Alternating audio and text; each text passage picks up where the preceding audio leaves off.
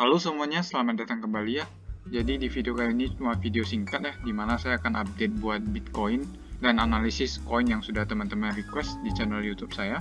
Kita akan mulai dulu dari Bitcoin ya. Nah, kalau diperhatikan Bitcoin saat ini masih melanjutkan kenaikannya dan sudah mendekati target yang saya sebutkan sebelumnya di 50.000. Nah, di area tersebut kita harus lebih hati-hati ya, karena area ini merupakan area di mana multiple rejection pernah terjadi dan ini juga merupakan area resisten psikologisnya. Jadi area ini patut kita waspadai buat Bitcoin. Nah, kalau diperhatikan sebenarnya di sini ada satu ascending channel ya, di mana saat ini kita masih bermain di dalam channel ini. Menurut saya kita akan retest kembali mungkin sampai ke area 51.000, setelah itu reject dari area sana. Nah, setelah reject dari area sana kita harus hati-hati, karena kalau ada rejection yang cukup kuat kita berpotensi untuk breakdown dari area trendline hijau ini. Kalau kita berhasil breakdown maka ada potensi kita bisa retest kembali ke area 41.000. Itu yang perlu diantisipasi. Karena menurut saya area 50 sampai 51.000 ini cukup penting ya. Kalau Bitcoin gagal bertahan di area tersebut, ada potensi kita bisa melihat koreksi. Nah, sekarang saya akan coba perhatikan di time frame yang lebih kecil. Oke, ini merupakan time frame 4 jam dari Bitcoin. Saat ini sedang melakukan konsolidasi ya di area range 48.500 sampai 49.200. Jadi harga hanya akan bergerak dalam area ini untuk beberapa waktu mendatang. Hari ini juga weekend, jadi pergerakannya tidak begitu besar. Nah, tapi ada potensi ya, kalau besok mungkin kita bisa ada koreksi kembali ke area sekitaran 47.700 sampai 48.000. Jadi itu juga perlu diwaspadai.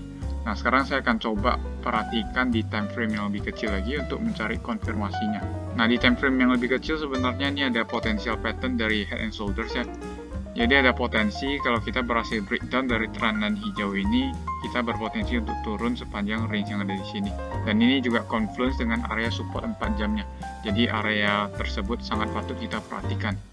Nah, jadi kalau saya coba buat roadmap untuk jangka waktu pendek, kita bisa koreksi sampai ke area sini dulu. Setelah itu baru mencoba untuk naik kembali retest ke area resisten 50.000-nya.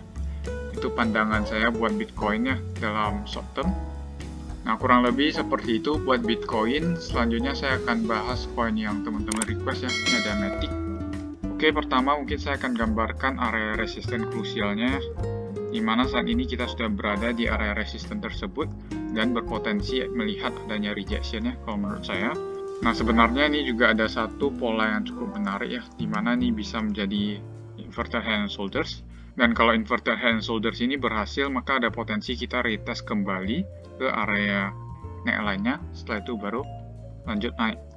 Nah, kenaikan yang saya ekspektasikan selanjutnya ada di sekitar area $2,2 ya. Jadi area itu patut kita perhatikan selanjutnya. Oke, untuk support terdekat kalau neckline ini berhasil di break, maka kita berpotensi retest kembali ke area $1,3. Jadi ini salah satu support yang perlu kita antisipasi. Oke, selanjutnya saya akan perhatikan di time frame 4 jamnya. Nah, untuk time frame 4 jamnya sebenarnya saya sempat manfaatin opportunity buat trade ya, dimana kemarin saya sempat masuk ketika harmonic pattern ini jadi dengan target profit kemarin ada di area upper trend line ini. Dan kita bisa perhatikan rejection yang terjadi setelah menyentuh area upper trend line-nya. Nah, ini juga ada confluence dengan area resistance daily. Itu alasan saya juga out di area sini. Jadi yang saya ekspektasikan selanjutnya adalah koreksi ya, mungkin di area sekitaran $1,48. Jadi kita bisa koreksi ke sana sebelum lanjut naik lagi.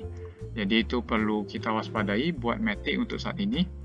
Nah, ini juga sejalan sama analisis daily saya. Oke, jadi kurang lebih mungkin seperti itu roadmap buat Matic.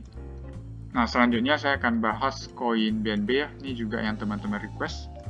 Oke, untuk koin BNB sebenarnya ini cukup menarik, di mana kita baru saja breakout dari area resisten krusialnya, dan setelah kita berhasil keluar dari sideways ini, saya ekspektasikan adanya kenaikan lanjutan ya. Menurut saya ini ada satu potensial harmonic pattern yang perlu kita perhatikan ya. Nah, ini merupakan harmonic pattern yang saya ekspektasikan selanjutnya, di mana dia baru saja breakout dari area resisten merahnya, dan ada potensi kita akan mengejar ke area resisten 634. Tapi pastinya akan ada resisten penting lainnya dulu sebelum kita menuju ke area sana. Nah, area resisten penting yang perlu kita waspadai ada di area sekarang sebenarnya, di 455. Nah, mungkin akan ada sedikit reaksi di area tersebut. Setelah itu yang perlu kita perhatikan selanjutnya di area 512. Jadi itu dua area penting buat BNB selanjutnya, dan itu perlu kita perhatikan ya, karena bisa saja kita melihat koreksi yang lebih besar di area tersebut. Nah, jadi untuk saat ini dalam jangka waktu dekat mungkin saya akan ekspektasikan adanya retest kembali ke support merahnya, setelah itu baru naik ke area 510. Jadi itu short term view saya buat koin BNB. Oke, selanjutnya saya akan coba perhatikan di time frame 4 jamnya. Oke, untuk time frame 4 jam sebenarnya saya bisa gambarkan satu ascending channel ya, di mana saat ini dia sudah mencapai ke area upper channelnya, dan ini juga bertepatan dengan area Fibonacci 0,5. Jadi sangat mungkin ya kalau kita bisa turun minimum ke average-nya di area 431, dan maksimumnya mungkin bisa ke area 417. Nah, itu view saya buat koin BNB dalam jangka waktu dekat. Jadi yang saya ekspektasikan maksimum penurunannya kita bisa capai ke arah sini, setelah itu baru lanjut naik lagi, sesuai dengan channel yang ada di sini. Oke, jadi kurang lebih mungkin seperti itu view saya buat koin BNB. Selanjutnya saya akan bahas koin CKB ya. Oke, kalau kita perhatikan dari koin CKB ini cukup menarik ya, dimana kita berpotensi untuk breakout dari area resisten daily-nya, dan berpotensi untuk melanjutkan kenaikannya.